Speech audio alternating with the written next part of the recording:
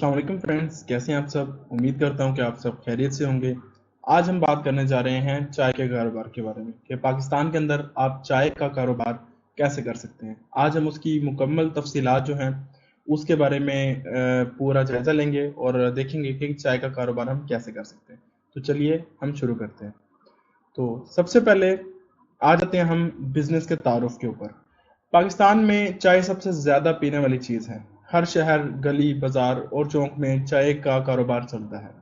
अगर आप एक टी स्टॉक लगाना चाहते हैं तो आप थोड़े पैसे लगाकर अच्छा मुनाफा कमा सकते हैं।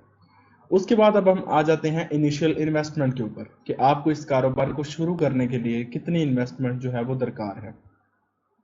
इसके अंदर आपको थैला या छोटा कैबिन चाहिए, चूल्हा चाहिए गैस वाला, बर्तन चाहिए, कुर्सी वगैरह जो टेबल मटेरियल्स वगैरह चाहिए, रॉ मटेरियल चाहिए। उसके बाद सफाई के लिए बिस्कुट वगैरह या रुमाल वगैरह जो आप एक्स्ट्रा चीज़ें होती हैं वो चाहिए। तो टोटल इनिशियल इन्वेस्टमेंट जो है आपकी वो तफसील के साथ भी आपके पास स्क्रीन पे शो हो रही है। तो ये 60,000 से लेकर 85,000 रुपए तक की इनिशियल इन्वेस्टमेंट लगती है, जिस पे अब आप प्रोडक्ट की जो क्वालिटी है उसके हिसाब से उसको अमाउंट को बढ़ा भी सकते हैं और कम भी कर सकते हैं। लेकिन कम से कम 60,000 रुपए के अंदर आप चाय का जो कारोबार है, चाय के स्टॉक का ये शुरू कर सकते हैं। अब हम चलते हैं नेक्स्ट कि रोज़ाना खर्चे, डेली रनिंग कॉस्ट कितनी होती है। अब इसके अंदर दूध, जैसे एग्जांपल के तौर पे 5 लीटर हमने ले लिया। अब 1 लीटर जो है वो शहरों के अंदर 180 से 200 रुपए का रेट भी चल रहा है। तो टोटल कॉस्ट 900 से 1000 रुपए आ गई। पत्ती चाय के लिए जो है तपाल दानेदार हो गई या और जो भी आप यूज कर लें, एस्टिमेटेड रेट्स दिए गए हैं, रेट अप डाउन होते रहते हैं। तो 300 रुपए की पत्ती लगा ली, चीनी 250 रुपए की, गैस 100 पर डे। हमने ये 5 लीटर दूध के हिसाब से इसको लगाया, ठीक है। और उसके बाद रोटी बिस्कुट जो है और बाकी एक्स्ट्रा चीजें करके 1800 से 2000 रुपए का जो है वो रोजाना डेली रनिंग कॉस्ट या रोजाना खर्चा जो है वो है इस कारोबार का, अगर आप इसको करना चाहते हैं तो। उसके बाद रोजाना आमदनी, डेली इनकम कितनी है वो भी हम मिसाल के साथ यहाँ पे देखेंगे कि एक कप जो चाय है वो 50 रुपए की है।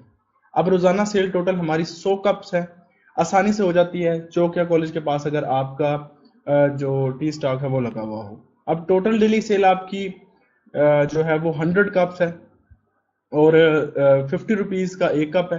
तो 5,000 रुपीज, 5,000 रुपए आपके इसकी अमाउंट बनती है टोटल।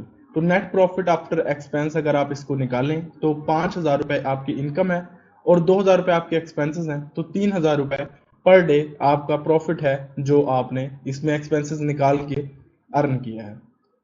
अब नेक्स्ट आ जाते हैं मंथली प्रॉफिट एस्टिमेशन कि मंथली जो है आपको इसके अंदर कितना प्रॉफिट है।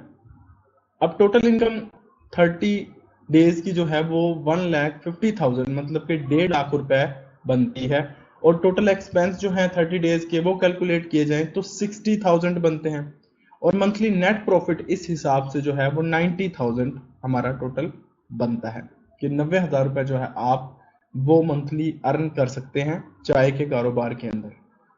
नेक्स्ट अब हम चलते हैं लोकेशन का असर। High traffic area, bus stop, colleges, factories के पास ज्यादा मुनाफा। जितने रश वाली जगहों पे आप जाएंगे आप उतना ही ज्यादा प्रॉफिट जो है इसके अंदर वो अर्न कर सकेंगे।